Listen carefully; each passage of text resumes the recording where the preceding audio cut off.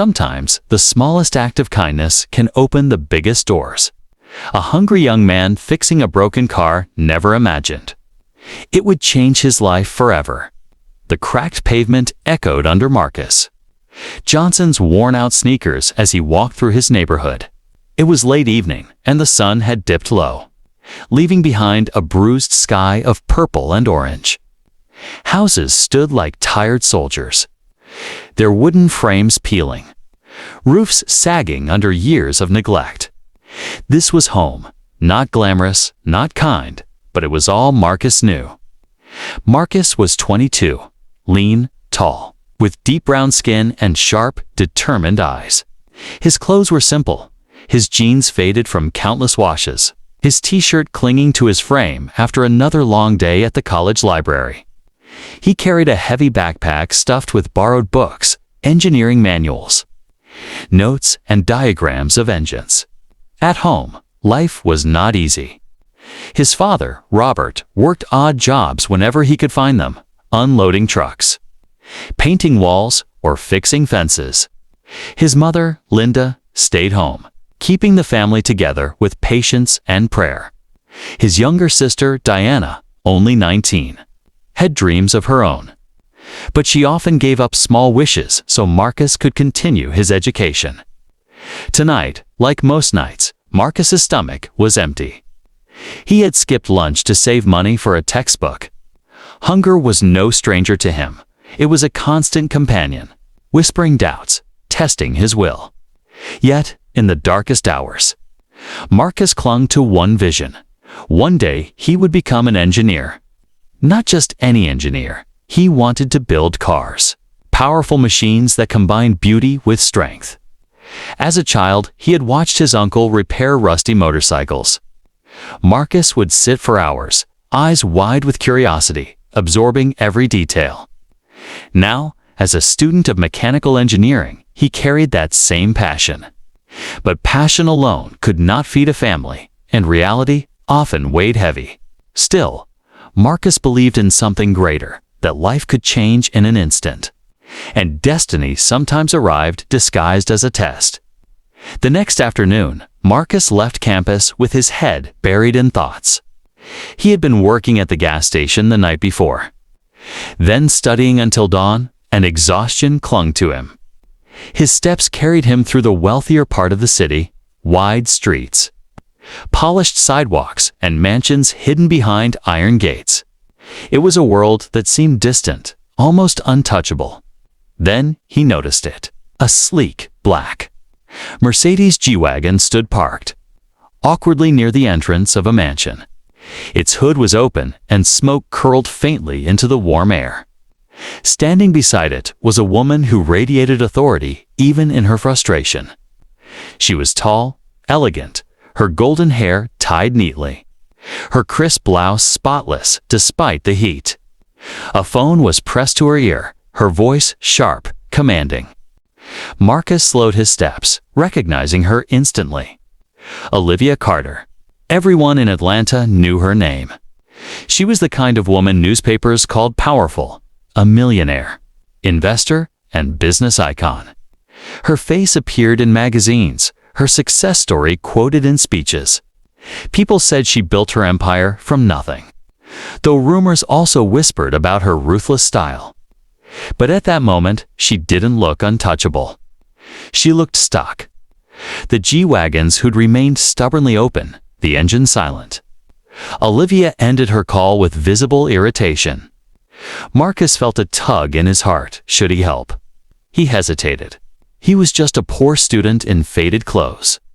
She was a millionaire. What if she thought he was just another kid looking to cause trouble? But then he remembered his hunger, the ache gnawing at his stomach. Courage surged inside him.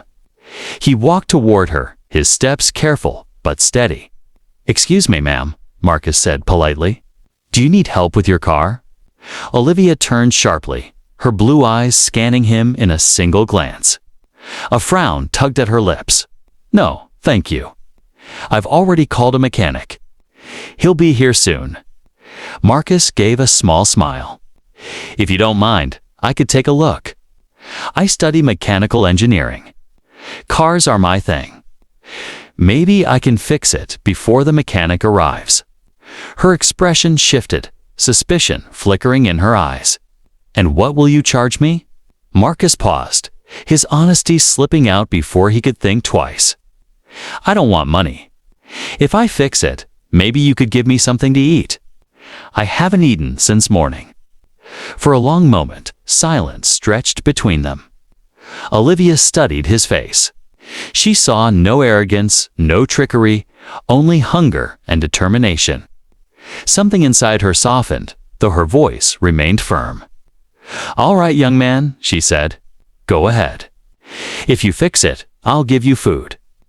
Marcus rolled his shoulders back, stepped closer to the towering Mercedes, and leaned over the open hood. The smell of oil and heat filled his nostrils. He carefully placed his backpack on the ground and wiped his hands on his jeans. Olivia crossed her arms, watching with narrowed eyes. Her mansion's grand gate stood behind her, polished black metal shining like armor. The entire picture felt strange. A millionaire woman in heels and pearls, and a hungry young man in worn shoes bending over her luxury car. Marcus muttered to himself as he examined the engine. Batteries got life. Wires loose. Ignition relay looks off. His voice carried the calm rhythm of someone used to this work. Olivia, still skeptical, tilted her head. "You seem confident. Have you done this before?" Marcus didn't look up. "Yes, ma'am. I used to help my uncle fix motorcycles, and I work part-time at a gas station.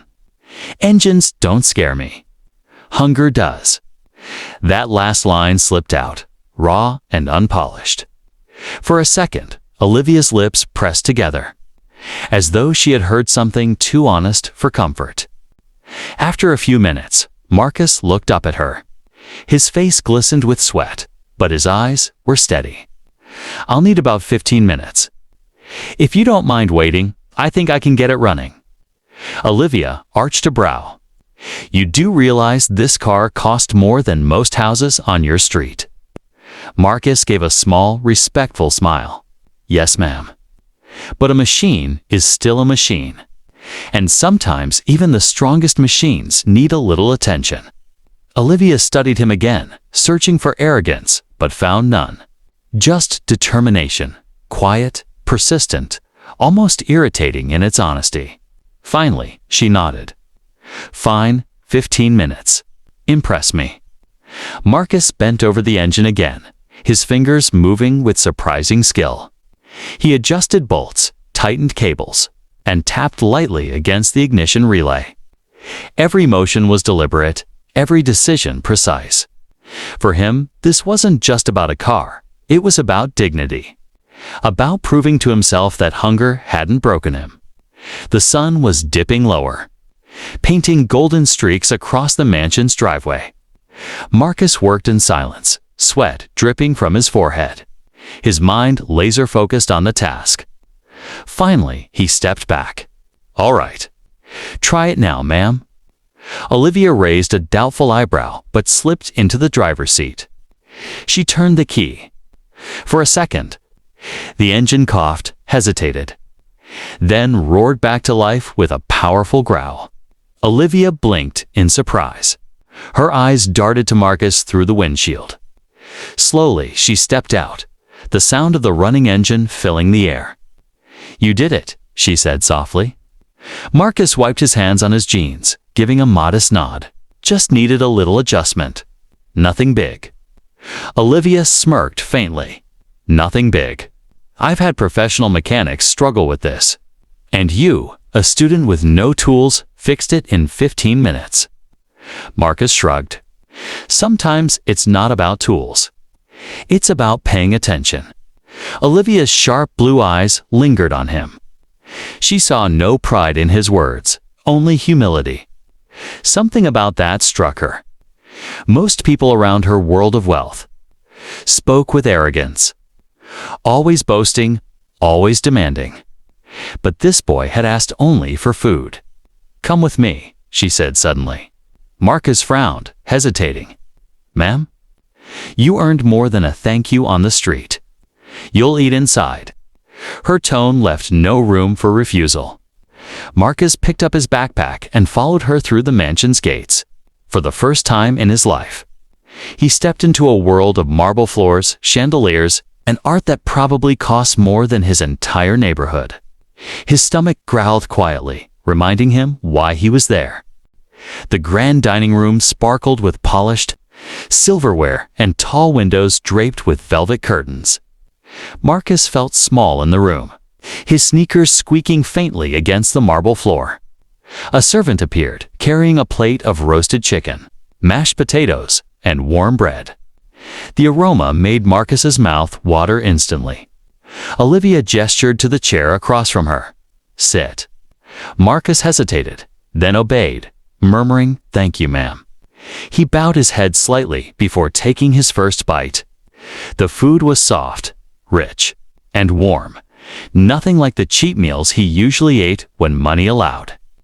He ate slowly, carefully, trying not to appear desperate, though every fiber of his body wanted to devour the plate in seconds.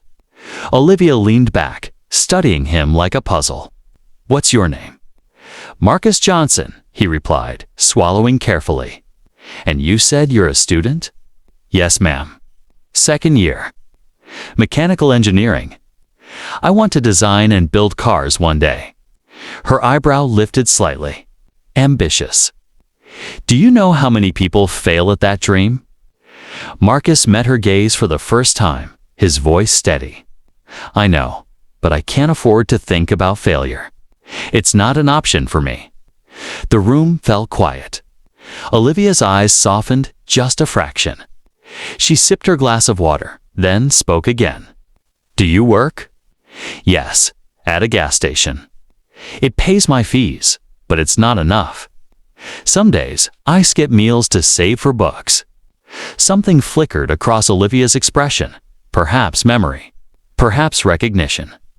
She didn't reply immediately, but her gaze lingered on him longer than expected. When Marcus finished eating, he wiped his mouth with a napkin and stood. "Thank you, ma'am." That was more than enough. "I'll be on my way." But Olivia surprised him again. "Wait, Marcus. Do you have time tomorrow evening?" Marcus blinked, confused. "Yes. Why?" "I want you to come back. My company is working on a new automobile project. Maybe you could take a look. You seem talented." Marcus's heart raced. Was this real?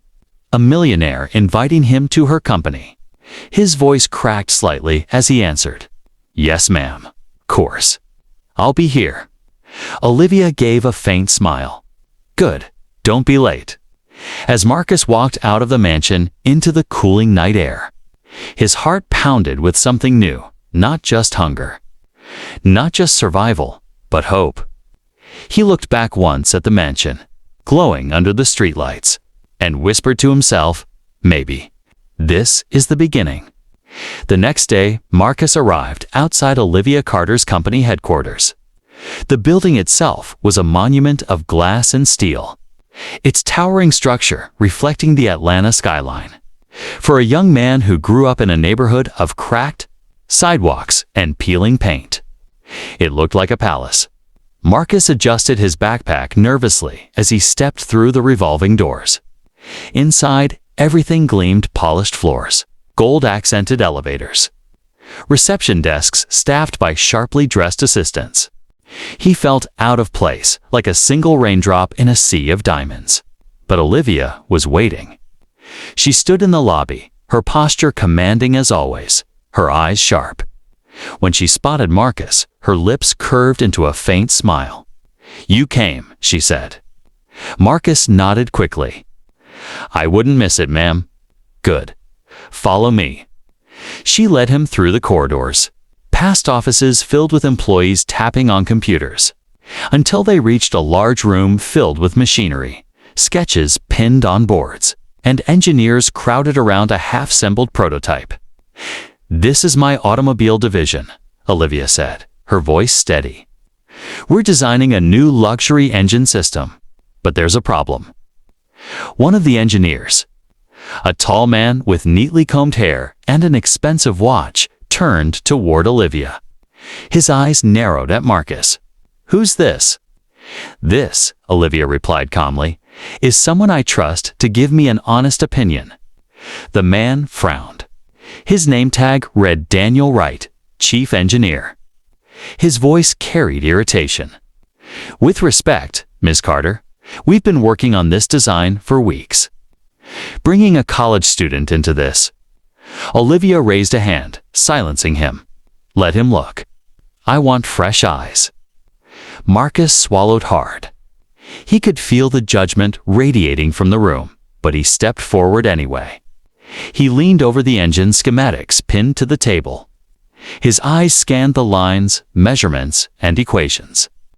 For a few moments he was silent, lost in the maze of design. Finally, he looked up. "Your fuel system is misaligned with the intake design. If you adjust the injector angle by 12 degrees and widen the intake valve slightly, efficiency could increase by at least 15%. The room went silent. Daniel scoffed. "That's impossible. We've tested every alignment." One of the junior engineers quickly typed into a simulation program. Adjusting the measurements, Marcus suggested. The system blinked, recalculated, and displayed the results: 15.3% efficiency improvement. Gasps filled the room. Daniel's jaw tightened. Olivia's eyes glowed with satisfaction. "Well," she said softly, "it seems the boy has talent." Marcus felt his chest swell with pride, but he bowed his head humbly. "I only noticed what others missed." For the first time in his life, Marcus felt like his dreams weren't just fantasies. They were possible. Over the following weeks, Olivia invited Marcus back again and again. Each time, she gave him more challenging problems. Hidden tests disguised as casual requests. "Marcus," she'd say, handing him a blueprint. "What do you think of this?" Or, "Marcus, how would you improve this design?" At first, the engineers rolled their eyes. Daniel, in particular, treated Marcus like a nuisance, always muttering under his breath. But Marcus didn't let the disrespect crush him. He answered every challenge with patience, every question with focus. Soon, his solutions began saving the company time and money. Investors started noticing. Employees began whispering about the young man, who had walked in from nowhere and solved problems their teams had struggled with for months. One evening, after a long day at the facility, Olivia called Marcus into her office. The walls were lined with awards, photos with world leaders, and certificates of excellence. She studied him across her mahogany desk. "Do you know why I test you, Marcus?" He shook his head. "No, ma'am. Because anyone can have talent, but few can carry responsibility. I needed to see if you would break under pressure. You haven't." Marcus swallowed hard. "I only do my best. I don't want to waste the chances I'm given." Olivia leaned forward, her voice quiet but firm. "Never forget this opportunity comes rarely. When it does, grab it with both hands and don't let go." Marcus nodded, her words carving themselves deep into his heart. Months passed. Marcus was no longer just the hungry boy who fixed a car for food. He was now a familiar face in Olivia Carter's empire. He split his time between college and the company, juggling assignments, exams, and engineering projects. He worked longer hours than anyone, arriving before dawn and leaving long after dark. Yet, he never complained. One evening, as he reviewed a prototype in the workshop, Daniel approached him. His expression was less hostile than usual. "You know," Daniel admitted reluctantly, "I thought you were just a lucky street kid. But you've proved me wrong. You've got real talent." Marcus smiled faintly. "Thank you. But I still have a lot to learn." Daniel nodded. "We all do." Respect was finally earned. Meanwhile, Marcus's family noticed the change too. His sister Diana would ask, "Marcus, Is it true you work with Olivia Carter? The Olivia Carter. His mother, Linda, would place a hand on his shoulder, her eyes filled with tears. I prayed for this day. God is finally answering. Marcus never boasted, never let pride take root. He still helped around the house, still lived humbly, still remembered the taste of hunger. One rainy evening, Olivia called Marcus into her private office again. She stood by the window, her figure outlined against the storm outside. "Marcus," she began, "do you know why I let you into my world that day?" Marcus thought for a moment. "Because I fixed your car?" Olivia shook her head slowly. "No, because you asked only for food, not money. That told me more about your character than anything else. You were honest, humble. That's rare in my world." She turned toward him, her expression unusually soft. "My company is expanding. I need someone I can trust to lead our new automobile division. Someone with vision. Marcus, I want you to be its CEO." Marcus's breath caught. His heart pounded. "Me? A CEO? But I'm just a student. I don't even have a degree yet." Olivia stepped closer. "Degrees teach you knowledge. Life teaches you wisdom. You have both. And more importantly, you have integrity. That's something no school can give." Tears stung Marcus's eyes. For a boy who once begged for food, this was beyond imagination. I don't know what to say," he whispered. "Say yes," Olivia replied with a rare smile. Marcus nodded, his voice trembling. "Yes, I'll do my best." And just like that, the hungry student became a leader. Years passed. Under Marcus Johnson's leadership, Olivia's automobile division flourished. His designs brought innovation. His honesty inspired loyalty, and his vision reshaped the future of the company. Articles praised him as a genius engineer, but Marcus always corrected them. "I'm not a genius. I'm just someone who didn't give up." When reporters asked about his success, he often told the same story. "It started with a broken car, a kind woman, and a plate of food. I didn't ask for wealth. I asked only for enough strength to keep going. Life rewarded me with more than I ever imagined." At home, his family lived better lives. His father no longer worked odd jobs. His mother's prayers turned into songs of gratitude. His sister pursued her own dreams with confidence, inspired by her brother's journey. Marcus never forgot where he came from. He funded scholarships for poor students, built community centers in his old neighborhood, and often told young dreamers, "Success doesn't come from where you start. It comes from what you choose to do when opportunity knocks. Sometimes, all it takes is honesty, humility, and courage to change your life forever." And every time he saw a black Mercedes G-Wagon on the road, Marcus smiled, remembering the day his destiny began. Moral lesson of the story is that greatness is not measured by money or status. It is measured by honesty, humility, and the courage to hold on when life tests you. Even the smallest act, like asking for food instead of money, can unlock doors to unimaginable opportunities. Like and subscribe the channel for more interesting videos.